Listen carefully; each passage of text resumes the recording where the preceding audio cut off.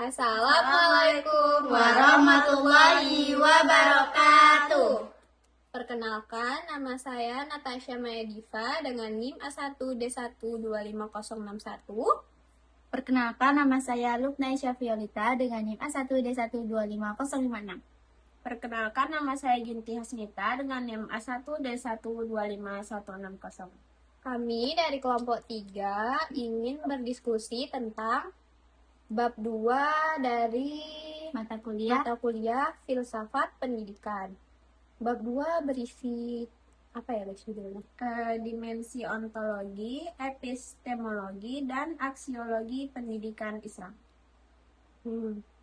Di buku yang telah dibagikan profesor kepada kami, dikatakan bab 2 ini membahas secara mendalam 3 aspek yang sudah disebutkan oleh Nita tadi, yaitu ontologi, hakikat manusia, fitrah, dan posisi anak sebagai amanah Allah.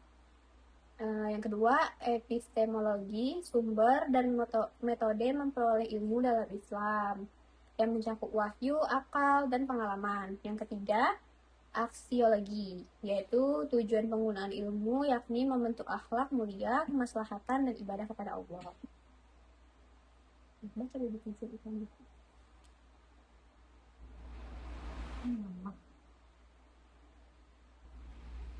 Ini kok hilang? Nah, tujuan utama dari bab ini adalah memberi bekal konseptual agar mahasiswa memahami landasan filosofis pendidikan yang Islami.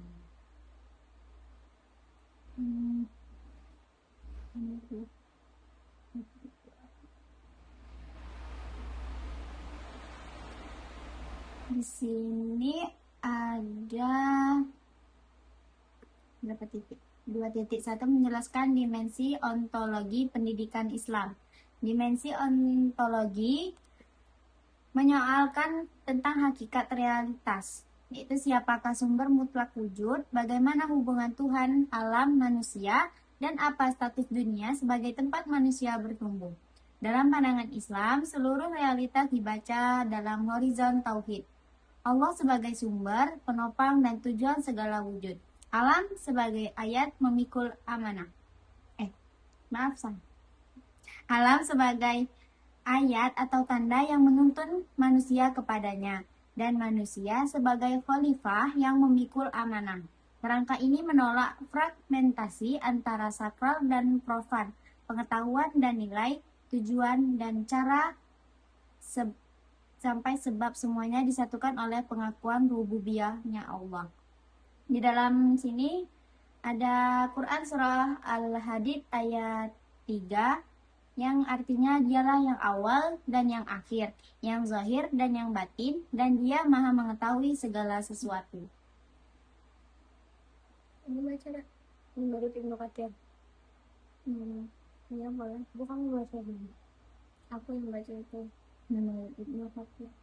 Ada juga menurut Ibnu Katsir, rangkaian nama ini menegaskan kemahasempurnaan wujud Tuhan yang meliputi dimensi waktu, awal sampai akhir, dan kedekatan sampai keluasan, zahir atau batin, sehingga tidak ada realitas di luar pengetahuan dan pengaturannya. Menurut ini apa? Muhammad. Quraisy atau tafsir al-Misbah. Ayat ini membangun cara pandang holistik. Realitas hanya dipahami benar bila ditempatkan dalam pusaran tauhid. Akibatnya, pendidikan mesti mengarahkan seluruh praktik belajar ke kesadaran kehadiran ilahi. Adapun di Quran surah Al-Baqarah ayat 164 yang artinya sesungguhnya pada penciptaan langit dan bumi, pergantian malam dan siang, bahtera yang berlayar di laut membawa apa yang bermanfaat bagi manusia. Air yang Allah turunkan dari langit, lalu dengan itu dia hidupkan bumi setelah matinya dan dia sebarkan di bumi itu segala jenis hewan. pengisaran angin, dan awan yang dikendalikan antara langit dan bumi. Sungguh, semua itu merupakan tanda-tanda bagi kaum yang menggunakan akal.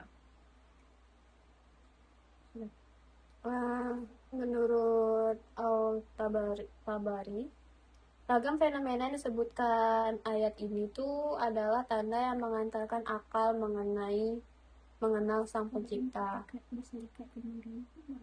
Dengan kata lain, alam bukan sekedar objek guna, tetapi ayat ontologis.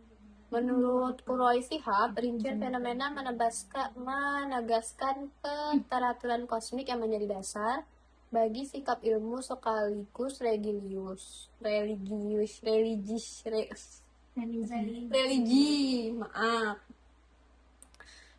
sebagai religi, yaitu memelihara alam adalah wujud pengakuan ontologis terhadap karunia dan keteraturan Allah.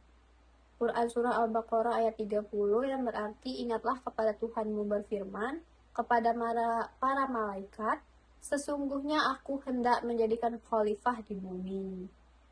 Nah, menurut Ibnu Katsir, khalifah itu merujuk pada Adam dan keturunannya sebagaimana pengelola kemakmuran bumi dengan keadilan.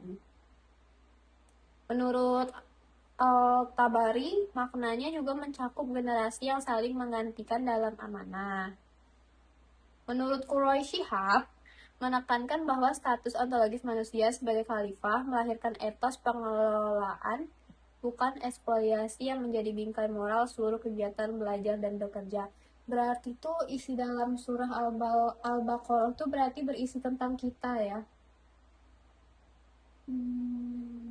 Berisi tentang kayak di situ tuh dijelaskan bahwa manusia tuh disiapkan menjadi khalifah untuk masa depan gitu kan.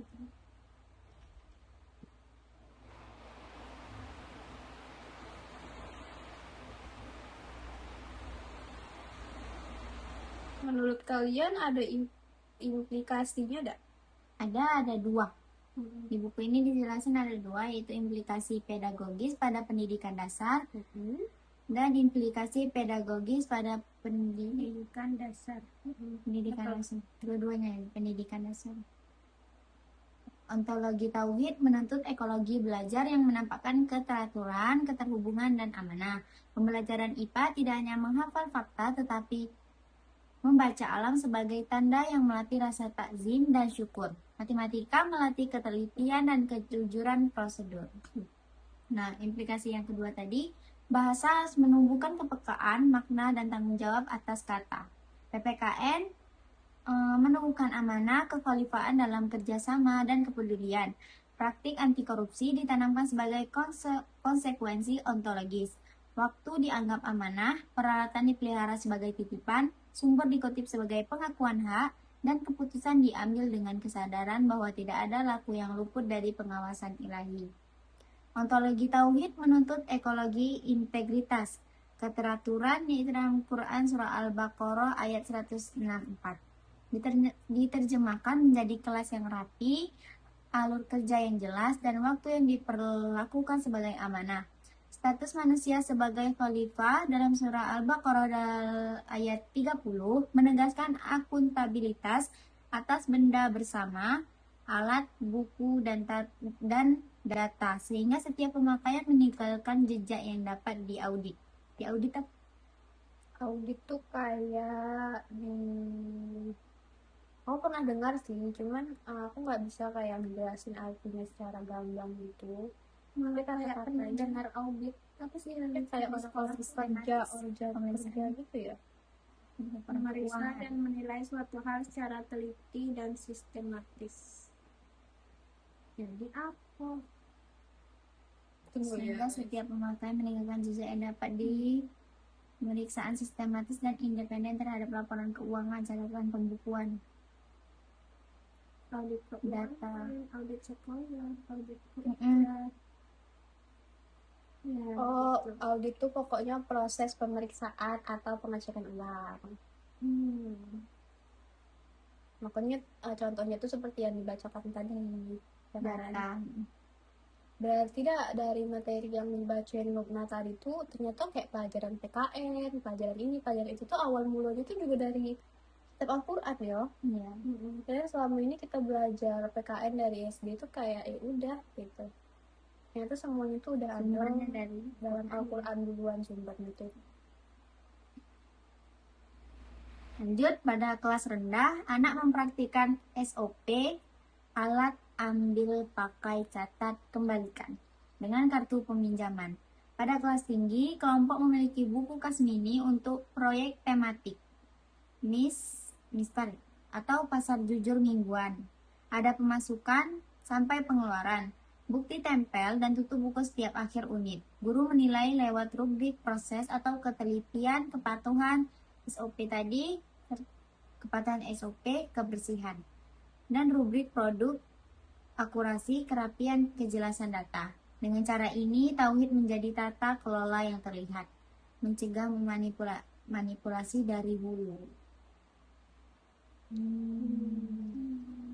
Jadi itu kayak diajarkan gimana ya maksudnya itu, Ambil pakai catat kembalikan.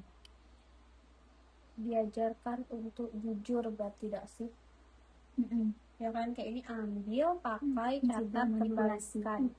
Jadi kayak kalau kita minjam, kita baca, ya tuh apa kita kembalikan lagi ke tempatnya, ya kan. Kalau pasar mingguan aku baru dengar sih, soalnya PSD tidak ada. Pasar jujur mingguan. Soalnya aku tak ada. Kayak juga tak ada. Kaca yang kayak kemarin enggak sih yang Oh yang Kumer. iya enggak sih yang jualan gitu. Kalau Kumer tuh kayak 1 semester sekali. Iya tuh kayak jualan. Pasar jujur Terus nanti itu mingguan. pakai duit kas dan hasilnya juga dimasukin ke uang kas.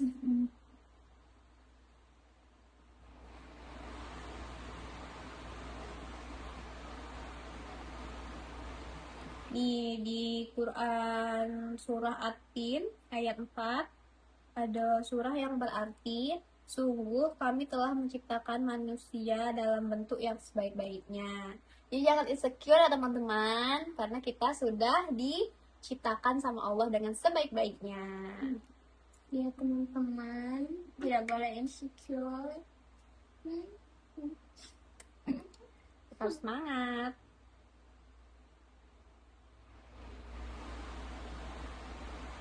Menurut Nita tentang surah At-Tin ayat 4 ini? Menurut aku nih, atau menurut yang ini? Ada di buku. Menurut yang di buku. Kan?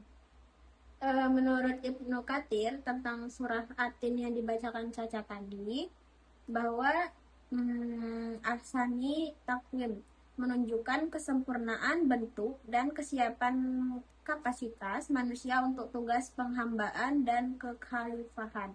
Menurut Muhammad Quraisy, kemuliaan bentuk ini menuntut pendidikan yang memelihara martabat, bukan sekedar mengejar keterampilan teknis.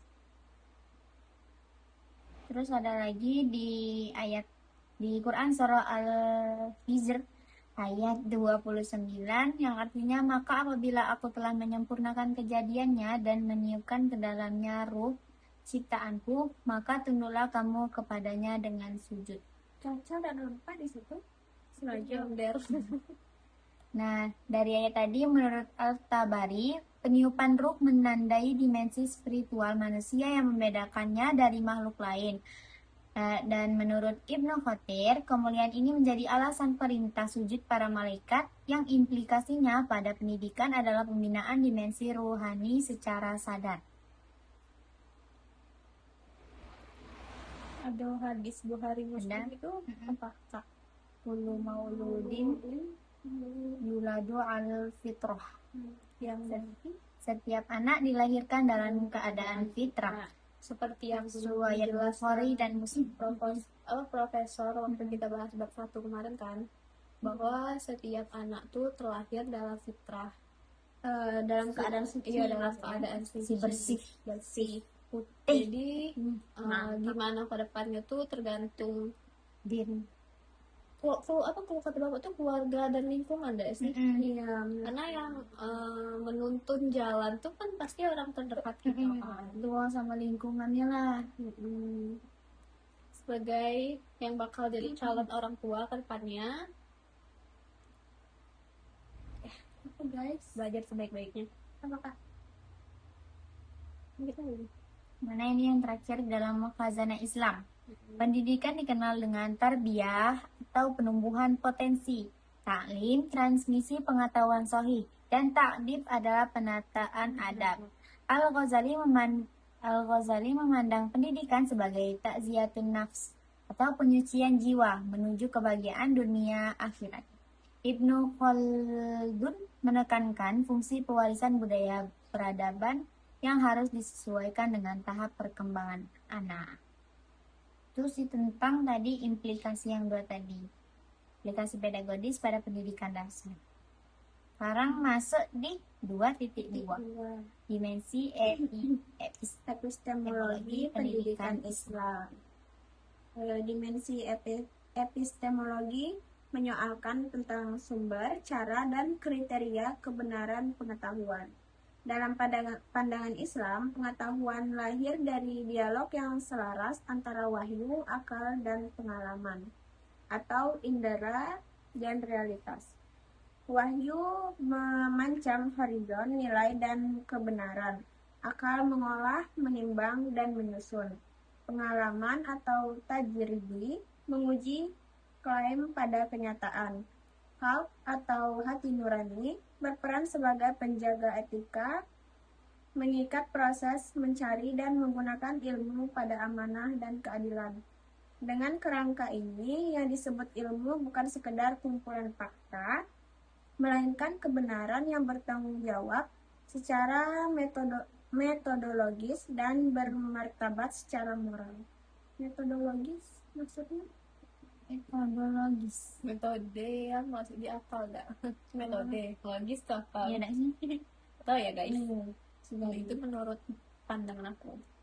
Puas pun. Metodologis. Iya. metodologis. Betul.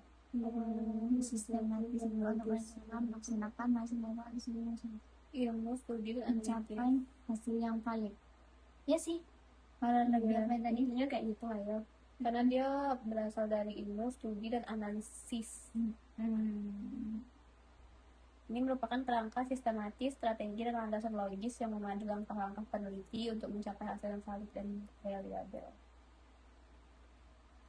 Adapun Quran Surah Al-Hujurat ayat 6 yang artinya, wahai orang-orang yang beriman, jika datang kepadamu orang fasik membawa suatu berita, maka telitilah atau tabayan.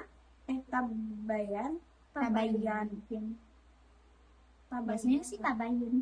Tabayun. Di sini tabayan. Jadi kita bacanya tabayan. Tabayanu. Tabayadu. Agar kamu tidak menimpakan musibah kepada suatu kaum tanpa mengetahui keadaannya yang menyebabkan kamu menyesal atas perbuatan itu. Dan sini menurut Ibnu Katsir, ayat ini mewajibkan verifikasi terhadap kabar, terutama dari pihak yang tidak terpercaya, sebelum mengambil keputusan. Menurut Al-Qurtubi, tabayun atau tathabut mencakup memastikan sumber, konteks, dan konsekuensi hukum akhlak dari suatu informasi. Sedangkan menurut Muhammad Quraish Shihab, tafsir Al-Misbah, prinsip verifikasi ini relevan langsung dengan literasi informasi modern, yaitu menilai kredibilitas, melacak jejak data, dan menahan diri dari penyebaran kabar yang belum teruji. Prinsip tabayun pada Quran Surah Al-Hujurat ayat 6 dijadikan ritual kelas. Tiap klaim dalam tugas harus menyertakan yaitu satu sumber atau penulis tahun atau tautan akses. Yang kedua, satu alasan memilih sumber itu. Dan yang ketiga, pernyataan yang belum pasti. Guru menilai dengan checklist sederhana. Sumber jelas, alasan logis, ada batasan pengetahuan. Itu pertanyaannya. Kebiasaan ini melatih kehati-hatian sebelum menyebar informasi.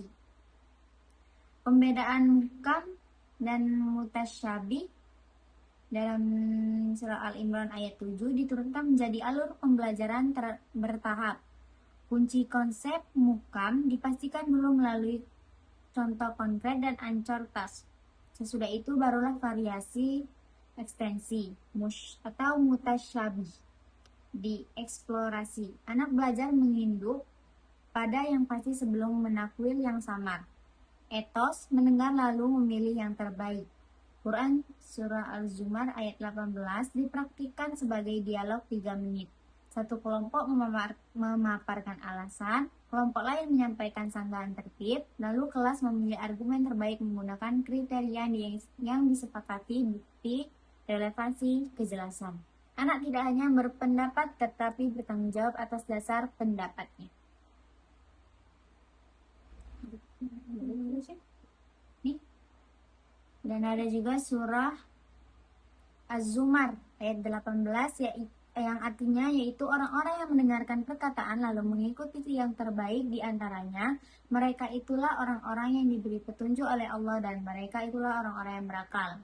Nah, menurut Al-Tabari, ayat ini memuji mereka yang mendengar beragam argumen lalu memilih yang paling benar dan paling bermaslahat. Menurut Ibnu Katsir, ittiba' ahsana adalah sikap kritis yang diikat hidayah sehingga seleksi bukan sekedar pragmatis melainkan bermoral. Menurut Quraisy Shihab, ini adalah etos critical listening, bersedia mendengar, mampu menimbang dan berani mengikuti yang terbaik.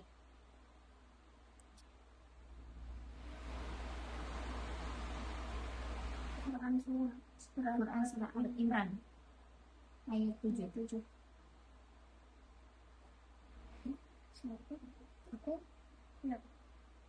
Quran Surah Al-Imran ayat 7 yang berarti dialah yang menurunkan kitab Al-Quran kepada engkau. Di antaranya ada ayat-ayat yang jelas maknanya yaitu muhkamat, itulah pokok-pokok kitab, dan yang lain bersifat samar yaitu mutasyabihat. Adapun orang-orang yang ada dalam hatinya condong kepada kesesatan mengikuti yang samar untuk menimbulkan fitnah dan mencari-cari orang-orang yang mendalam dan mencari-cari takwilnya. Padahal tidak ada yang mengetahui takwilnya kecuali Allah. Dan orang-orang yang mendalam ilmunya berkata, kami berikan kepadanya semuanya dari sisi Tuhan kami. Menurut Ibnu Katsir, ayat ini tuh menegaskan perbedaan antara ayat menjadi Alkitab, yang berarti Alkitab tuh pokok rujukan, dan ayat yang memerlukan kehati-hatian metodologisnya menurut Al-Tabari. Jadi kayak kita tuh mahamin arti dari itu metodologis sampai itu. Menurut Al-Tabari beda lagi. Oh, beda ya? Oh, oke. Yang tadi Ibnu Katsir. Berarti menurut Ibnu Katsir tuh makanya kita perlu kehati-hatian metodologisnya, berarti kita ngertiin dengan artinya itu kayak harus hati-hati gitu ya, tidak bisa sembarangan. Nah, di sini ada juga menurut Al-Tabari perbedaan ini qiraah atau qiraah bacanya? Qiraah pada jeda ilallah mengisyaratkan adat epistemik, yaitu ketegasan menerima batas-batas pengetahuan dan kerendahan hati para fasihun fi al-ilm ya.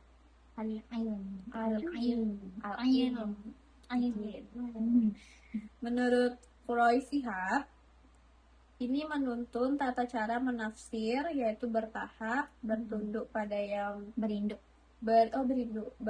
pada yang muhkam serta menghindari sensasionalisme ilmiah. Ada pula Quran Surah At-Taha ayat 114 yang berbunyi, dan katakanlah, ya Tuhanku, tambahkanlah kepadaku ilmu pengetahuan. Jadi menurut Ibnu Katsir, perintah ini menunjukkan kemuliaan ilmu hingga Nabi sendiri diperintahkan memohon pertambahannya. Maka menuntut ilmu adalah perjalanan seumur hidup. Menurut Quraisy Shihab, doa ini membangun habitus keilmuan yang rendah hati, selalu terbuka pada koreksi dan kembaran pengetahuan. Ilmu tidak ada habisnya, teman-teman. Ya, mati. Mati kalau kata profesor.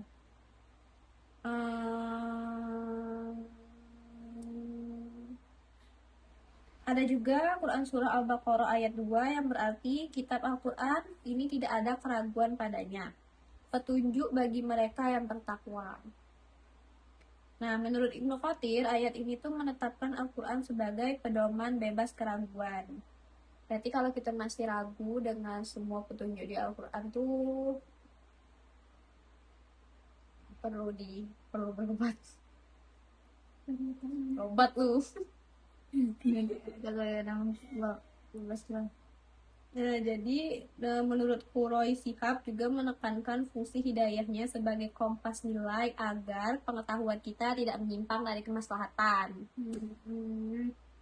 Karena kalau rendah iman tuh kita Ya. jadi kemana-mana. Ya. Terus ini apa nih? Afala ta'qilun ya. Afala ta'qilun. Afala ta'qilun. Ini yang dikit. Yang berarti maka apakah kamu tidak memikirkan? Nah, seruan ini tuh berulang dalam Al-Quran yang meneguhkan peran akal dalam menimbang dan menyusun pengetahuan. Nah, ini juga ada Hadis. Tolabul ilmi faridatun ala kullil muslim. Yaitu menuntut ilmu itu wajib bagi setiap muslim. Hadis riwayat Ibnu Majah. Menegaskan etos lifelong learning yang diintegrasikan dalam budaya sekolah. Sejarah peradaban Islam juga menunjukkan integrasi ilmu agama dan ilmu alam. Al-Farabi, Ibnu Sina, dan Al-Biruni ya. Memadukan kedalaman teologis. Teologis itu apa? Pokoknya kayak berpikir mendalam gitu ya, secara logika mendalam tapi juga logika, teman-teman. Sistematis tentang Tuhan, sifat-sifatnya yang berkaitan dengan Tuhan Berkaitan itu banyak. Dengan riset rasional empiris bagi guru SD. Bagi guru SD harus paham dengan sesungguhnya bahwa pelajaran IPA, matematika, dan IPS bukanlah ilmu duniawi yang netral nilai, melainkan wahana yang menumbuhkan ketelitian, kejujuran, dan rasa takzim terhadap keteraturan ciptaannya. Terus, mana yang kamu sudah ini terus siapa yang nulis 3? ini ada 2.3. 2.3 ini menjelaskan tentang dimensi aksiologi pendidikan Islam. Dimensi aksiologi menimbang nilai dan tujuan, apa yang dianggap baik, apa yang harus dituju, dan bagaimana cara mencapainya tanpa merusak kompas moral. Dalam horizon Islam, kebaikan berakar pada tauhid dan mengejawantah. Mengejawantah apa? Sebagai kemaslahatan atau maslahat. Kemaslahatan tuh kayak Enggak, mengejawantah. Bahasa jujur baru dengar. Iya, Jadi makanya kan nanya. bingung guys menjelaskannya. Hasilnya sangat tinggi. Menjadi nyata, terlihat, Nyata, atau gitu. terwujud dalam bentuk ini. Mewujudkan ide. Dia tuh dari ide terus nanti bakalan terwujud. Jadi kayak Makanya jadi nyata itu ya. kita bukan cuma mikir tapi kita mewujudkan. Terus dan mengejawantah sebagai kemaslahatan yang menjaga martabat manusia dan keteraturan kosmik. Kosmik. Ya Allah, tingginya. Kosmik baby. Kosmik kerangka masjid dan syariah. Kosmik adalah sesuatu yang berkaitan dengan alam semesta.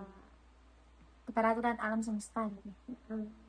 Dan keteraturan kosmik. Ya pokoknya keterkaitan seluruh alam semesta.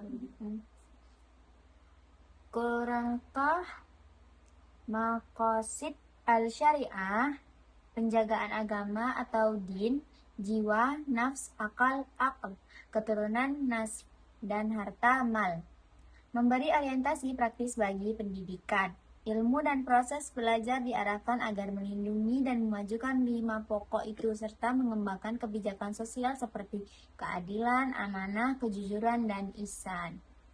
Sini ada Quran surah An-Nahl ayat 90 yang artinya sesungguhnya Allah menyuruh kamu berlaku adil dan berbuat ihsan, memberi kepada kerabat, dan Dia melarang perbuatan keji, mungkar, dan permusuhan. Dia memberi pengajaran kepadamu agar kamu mengambil pelajaran.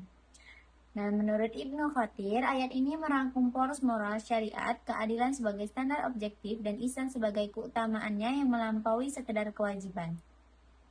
Menurut Al-Qurtubi, larangan fahsya, mungkar, dan baghi menunjukkan spektrum kerusakan moral sosial yang harus dicegah.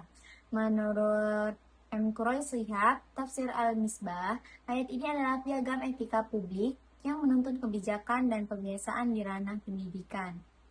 Terus ada juga di sini Quran surah Al-Maidah ayat 8 yang artinya janganlah kebencianmu terhadap suatu kaum mendorongmu untuk berlaku tidak adil. Berlaku adil karena adil itu lebih dekat kepada takwa. Nah, menurut Al-Tabari, perintah adil berlaku umum dan dalam semua keadaan. Bahkan ketika ada dorongan emosional yang kuat, menurut Ibnu Katsir, keadilan adalah ukuran ketakwaan yang nyata. Menurut Quraisy Shihab, ayat ini menutup celah rasionalisasi ketidakadilan atas nama tujuan. Menegaskan bahwa dalam etika Islam, tujuan baik tidak membenarkan cara yang batil. Cara yang salah. Sini ada lagi Quran surah An-Nisa ayat 58.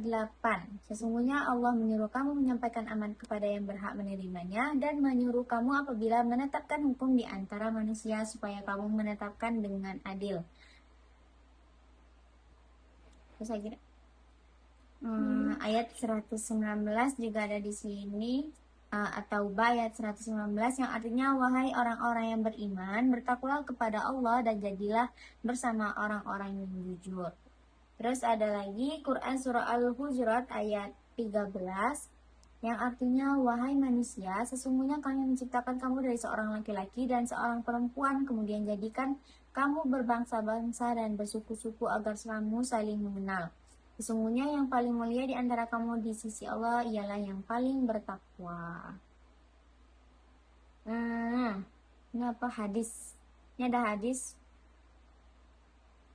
Kullukum ra'in wa kullukum mas'ulun an ra'iyatih. Yang artinya setiap kalian adalah pemimpin dan setiap kalian akan dimintai pertanggungjawaban atas yang dipimpin. Kan tiap manusia tuh Kita kan pemimpin, kita memimpin diri kita sendiri. Yang semua yang kita lakuin akan mendengarkan orang lain bertanggung jawaban di akhirat. Jadi sebelum kita menjadi pemimpin yang lebih besar, kita menjadi pemimpin diri kita sendiri. Menentukan mana yang baik dan mana yang benar, mana yang harus kita lakukan, mana yang tidak. Itulah gunanya akal berdasarkan isi buku ini tadi. Terus lagi ini Kak, apa? kerangka mafasid. Kerangka mafasid memandai indikator yang teramati. Hifz al-din, partisipasi aktif dalam doa dan adab kelas. Hifz al-nafs, kepatuhan SOP keselamatan. Hifz al-saf, ketelitian data dan alasan memilih sumber. Hifz al-nas, tutur kata dan kebiasaan saling menjaga. Hifz al-mal, pencatatan kas dan barang. Kemudian yang terakhir nilai adil, amanah, sidik, ihsan. Diterjemahkan ke rubrik 4 level: dasar, berkembang, baik, dan unggul. Contoh tugas autentiknya, kelas 1 sampai 2 log kejujuran hitung, anak menuliskan cara berpikir saat menjumlah, guru memberi umpan balik pada kejujuran proses, mengakui salah sampai memperbaiki. Kelas 3 dan 4 Jurnal Eksperimen Air. Ada variabel, hasil, dan catatan kegagalan. Per review mengecek konsistensi. Kelas 5 dan 6, mini pasar jujur, buku kas kecil, audit silang antar kelompok, dan laporan reflektif tentang dilema adil sampai harga. Yang terakhir, keseluruhnya menutup celah manipulasi karena bukti menjadi bahasa bersama. Sama nggak sih kayak yang kemarin? Iya. Ya kan? Yang Kayak satu kan. di pasar jujur. Nah, itu tadi itu salah satu pencegahan korupsi sejak dini. Makanya diajarkan begitu di SD, teman-teman. Dan juga itu diikat langsung dengan nilai Quran. Adil meski tidak disukai, amanah pada titipan kecil. Kan kita sering nggak sih nitip-nitip. Iya, kan kas itu ya walaupun jumlahnya sedikit 2000 kan tetap titipan. Harus amanah ya, teman-teman. Itu sih yang aku tangkap kalian. Ini sih Iya, emang kayak itu. berteman dengan kejujuran. Tuh, memuliakan semua tanpa diskriminasi. Anak-anak ya yang masih kecil sekarang nggak boleh bully-bully kayak gitu. Iya, anak sekarang ya. Iya, Allah, anak sekarang video kan. Di video kan kawan itu viral. Ya. SD cuy masalahnya. Ternyata deh masalahnya ada logis loh apa ya Mbak Nanti ya. Ada yang berebutan cowok. Nah itu. Ya ada. Dek, 2026 tahu deh, Dek. 2026 cowok itu banyak, Dek. Cowoknya entah apa mukanya kan nggak tahu. Maksudnya itu sih ya guys, kebanyakan gitu.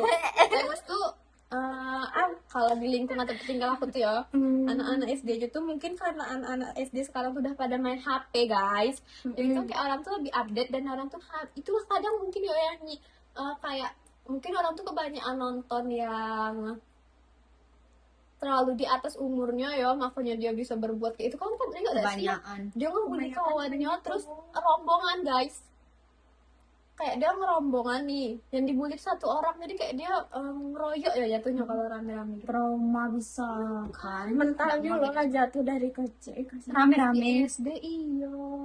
Kelas berapa tuh? Kita Udah di atas kelas. SD gak salah, tapi kelasnya tuh sekitaran kayak 4, 5, 6 gitu lah. Tapi dari kelas 1 ya guys, pokoknya sebagai ibu guru atau sebagai orang tua besok, tolong anaknya tuh diajarin dari kecil untuk jangan nyepelein anak orang lain. Kadang tuh anak-anak kelas 1 yang masih sekecil itu tuh kayak udah bisa gitu, nah karena dia ngerasa mungkin karena aku tinggal di desa kali ya, jadi tuh kesenjangan tuh nampak gitu loh guys. Senjangan sosial gitu. Jadi kalau dia ngerasa dia tuh kayak bapak ini kerja di kantor lurah nih gitu. Terus kawan yang lain nih cuman bapak itu petani atau apa gitu kan, itu kayak semena-mena pasti mesti Kayak merasa udah berkuasa. kadang ngerasa kayak nengok bapaknya kayak bapaknya yang penting nih di desa, Aman aku. aman aku. Bapaknya apalah. Dan kan Bahkan tau gak sih guys yang viral sekarang tuh ada yang murid gak sopan sama gurunya. Banyak loh itu. SMP ya? SMA ada yang dimukul gurunya, yang di tempat Kalau UI. itu lah sering loh banyak berita kayak gitu sekarang. Padahal Harusnya sebagai murid tuh takut gak sih sama guru guys? Karena kalau nggak ada guru kalian juga kalian nggak akan hidup sampai saat ini kalau nggak ada adik-adik. Tapi sekarang karena hukum guru juga nggak bisa ngapa-ngapa. Guru udah boleh main tangan sekarang, kebijakan baru. Tapi kalau murid lah kayak gitu. Murid aja main tangan. Tapi di tempatku ada loh yang murid sama murid mereka tuh SMP. Cuman kelahi tidak tahu ya masalahnya pas itu apa, kayak bercanda lah kan awalnya. Terus yang satu tuh awalnya kan diam-diam kak, tapi dibully terus. Itu yang benar-benar nyata ya guys. Kayak mereka tuh jahat loh. Tuh kan, itu di kampung sebelah. Dia tuh emang rata-rata orang yang dari kayak dari Palembang, dari rantauan gitu semua dari daerah situ. Kayak mereka tuh juga dikenal kayak keras gitu. Tapi guys, mungkin kalian bisa ngebully orang yang nampaknya diam-diam deh. Tapi kita tuh tidak tahu isi otak orang tuh apa ya. Kalau dia sakit dia udah Lagi iya, batas sabar itu udah habis guys. Namanya manusia itu pasti punya batas sabar. Iya dia diam kaki. Itu kan banyak ya kasus-kasus itu kayak gitu. sampai viral yang daerah ya Allah. daerahku udah viral sih, cuma sempat ada anak yang bunuh diri gara-gara dibully. Tapi itu udah SMA sih, tapi yo sifat bully itu tidak mungkin kan muncul waktu SMA doang, pasti dari kecil nih. Dari kecil. Tidak mungkin dong, karena kalau kita udah dari kecil tidak tegaan sama orang, tidak pernah diskriminasi orang, sampai besar kita tidak akan mungkin diskriminasi orang guys. Tapi kalau dari kecil kan. Tapi kalau pas SD aku kelas 1 juga itu loh guys, bully anak. Oh, Bukan yang ngebully ya, tapi kayak aduh gimana ya, ngejauhin anak orang. Bukan. Gak usah berkawan gitu. Apa? Kayaknya teman kita SD emang kayak gitu deh. Ya kan? Bisa namanya cacang. Iya kayak gitu sih, tapi ya. ngebully tapi tidak yang berlebihan tuh loh. Bully itu ada dua, ada verbal sama non verbal ya. Sik, ada yang omongan. Aku dulu sampai Tapi dulu guys, aku tuh punya guru yang jatuhnya tuh guru yang ngebully gitu loh. banyak Ada kayak gitu. mungkin yang anak SMK kita mulut gurunya dah. Katanya kemarin sempat simpang siur gitu, pro kontra. Ada yang bilang salah gurunya, ada yang bilang salah muridnya. Katanya si guru ini merendahin, ngatain si muridnya miskin segala macam. Nggak boleh, nggak Sedangkan marah nanti kayak atau gitu. ini anak SMA, bukan anak kecil lagi guys. Bisa lah dia marah. Egonya aja tinggi-tinggi. Betul, lagi puber-pubernya. Gitu. Tapi yang di desaku tuh yang sampai bunuh diri tuh kayak Mentalnya benar-benar jatuh sejatuh-jatuhnya sampai mau bunuh diri. kenapa bisa bunuh diri guys. Jadi tuh kan ada ya cowok tuh yang nggak maco.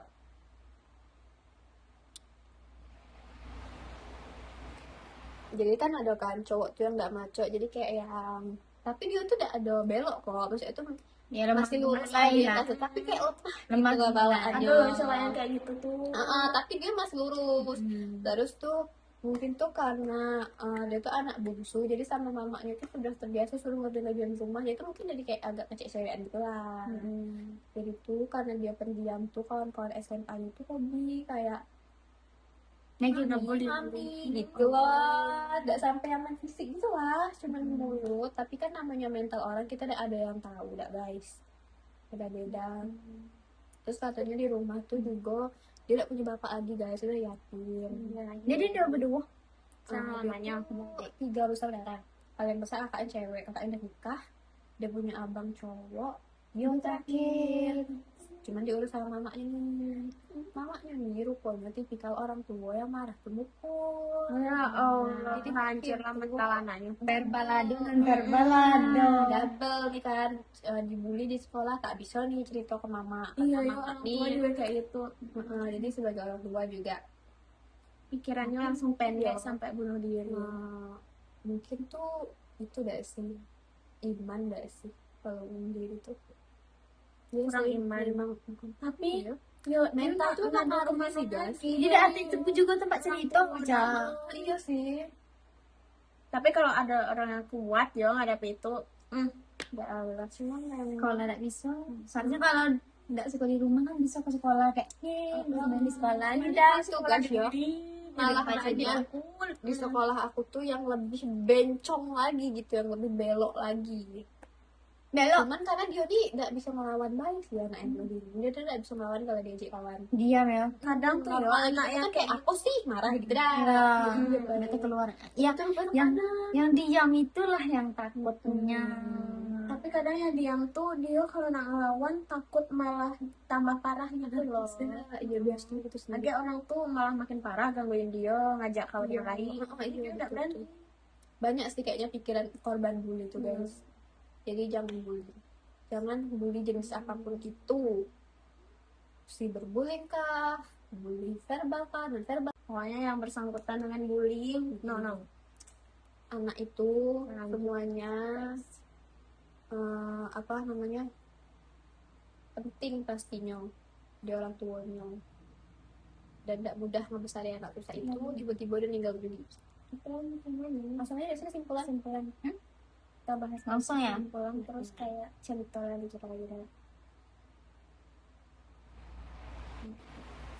Pokoknya filsafat pendidikan meninjau nah itu deh kalian baca. Apa yang nak baca? Yang mana? Ya kesimpulan lah, baby kesimpulan. Kesimpulan. Bagaimana nih? Bagaimana sekarang?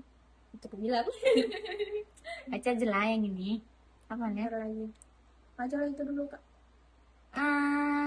Dari yang mana nih penjagaan korupsi sih? Ini udah ada ayat ini. Boleh? Ada hadis nih, ada hadis Riwayat riwayat Muslim. Muslim yang artinya ya Allah aku berlindung kepadamu dari ilmu yang tidak bermanfaat. Hadis ini harus diamalkan untuk mengikat orientasi nilai agar ilmu bermuara pada amal dan kemaslahatan. Kayaknya ini hadis Bunyi hadisnya Allahumma inni a'udzubika min ilmin la yanfa'u. ini tuh penting guys di zaman sekarang, soalnya kita banyak dapat informasi-informasi yang tidak mengajarkan kita pada kebaikan. Ada yang ilmu tapi tidak Iya, bermanfaat. ya, melenceng gitu lah, nggak tahu kenapa ya. Ada yang salah pemahaman lah kalau ada ilmu. Soal Bisa. itu banyak kan kayak Pernah gak sih berita-berita. dengar itu berita yang padahal dia tuh kayak yang apa sih namanya, Gus atau apa sih namanya kayak gitu, nyampain ilmu yang kayak Iya. Aduh, kan pernah. Ada, tapi dia masalah gunakan ilmu tuh ke kepentingan lain, kayak dia tuh ngecabulin Anak kecil. santriwatinya, ngecabulin anak kecil kan, biarpun masih kecil ya guys, cowok cewek itu tidak mahram kan, itu dia cium bibir, biarpun itu anak kecil itu tidak mahram, dan sebagai pemuka agama ya jatuhnya kan, dia mencontohkan hal seperti itu di khalayak ramai di media sosial yang jangkauannya luas tuh tidak banget gitu loh, ada etis gitu. Padahal jejak digital tuh Nah, terus kalian tahu kan film Walid yang pernah viral? yang Itu kan salah satu pemberian ilmu yang salah gak sih? Iya. orang baik Pakai emang ilmu sama. ada pula apa sih nikah batin, apa nikah batin? Itu sebenarnya diambil dari kisah nyata guys. Tapi itu sesat aja ya gitu, tek aku begitu. Sekali. Sesat dong. Jadinya tuh dia zina, tapi tuh dia tuh membungkusnya seolah-olah itu tuh hal Ajaran. yang baik dalam ajaran Islam. Hati-hati Padahal guys, nggak banyak ada ya, ibu-ibu guys, yang menyesatkan kayak kayak gitu. gitu. Kayak itu tuh kalau mau ikut pengajian, mau ikut yang mendalami ilmu, belajar ilmu itu tuh harus betul-betul dicari, di searching bahwa tempat yang kita pilih ini tidak melenceng. Yup. Karena sekarang banyak banget orang tuh jualan berkedok agama. Jualan dari agama kan? Kayak mana ya, dia tuh jualan agama, ngerti gak sih? Oh, jualan agama ya. Kayak semuanya tuh di atas namakan agama, biar seolah-olah hal yang dilakukan tuh benar. Padahal nggak gitu, nggak benar. Tapi ya gitu deh, semakin banyak orang kayak gitu. Ada juga tuh gus-gus yang nyanyinya ngelecehin tuh, tidak sih Mita? Gimana tuh? Ada yang gus apa ya, yang dia Tapi ngejek tukang ada. es, Nah, tukang esnya lah jaya-jaya itu. naik derajatnya. Naik derajat, Nggak derajatnya. boleh guys ngerendahin orang kayak gitu. Bukan orang rame. Iya, dekat. Dia lagi Tidak mikir. dia lagi nyampaikan ceramah. Tapi dia kayak Astagfirullahaladzim. biasanya kasar. Kalau diingat-ingat, Si kesalian mana bapak Kesal. udah tua ya. kasihan. Bayangkan kalau itu bapak atau kayak gitu ya. Betul, digituin guys. Ini ya tukang es juga ada gak sih baru-baru ini? Yang mana? Tapi itu bukan soal agama sih, yang Tapi polisi itu merendahin heroin es. oh Oh, di es. sini Spon. dibilangnya spon. Polisi sekarang tuh ngapa nggak Itu sih? makanan aku masa kecil, please. Dia Bapak pernah tuh udah makan itu tua, ya? udah tua, dipaksa-paksanya pulang. Gajinya. Masalahnya tuh apa udah diremes, dia pakai tangan dia yang belum tentu bersih nih. Terus disumbat-sumbat. Ini ya Allah, Ada ke cara lain lagi yang baik. Ya kata dia, Pak, kalau mentang-mentang mau mati apa aja, jangan anak. Kamu Tuhan, berhak membunuh orang. Itu pun sok tahu ya. Spot mahal kok, Cak. Itu harganya berapa? dijual 1.000. Sebesar itu mau spot mahal. Spot cuci piring segini aja 5.000. Dasar banget. Sepon. Kalau sepon dimakan pun gini dah. Emang namanya es sepon, tapi tidak dari sepon. Iya, tapi kalau misalnya ke logis baik kalau sepon dari sepon kan Iya, kali. Itu tuh kalau dingin memang dia keras gitu deh sih. Kan kita enggak makan kok, enggak yang sekeras itu. Tapi kan makannya enak gitu nah. Kalau sepon kok coba makan sepon. Enggak Tidak mau itu. Enggak apa ya? dia tuh memang ada yang kita Lebih- tergantung orang-orang lah. Ada yang kayak makan es sepon tuh, ada yang ngisap airnya dulu, baru dimakan yang itunya tuh. Nah, intinya padahal tuh enak nih kan, lebih bisa-bisanya dibahas Si Bang. bapaknya juga katanya aji mumpung. Aji Itu waktu dia viral terus orang-orang pada simpati gitu kan, didatangi sama KDM. Antara memang karena dia udah tua jadi pikun ya, atau memang dia kayak ada bohong. dia ada bohong-bohongnya gitu kamu. Tapi Ya, masih dimaklumin karena tuh. ya Ya kayak gitu lah. Nah, kita tak tahu ya kebenaran. kesimpulan kita aja ya. Lanjut ke kesimpulan. Kesimpulan dari bab dari dua yang 3 tadi. Apa tadi pertama?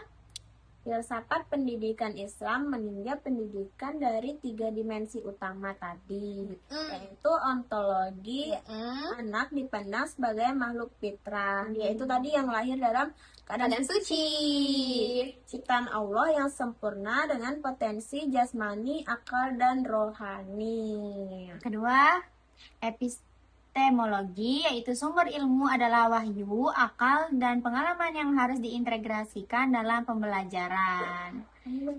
Yang ketiga,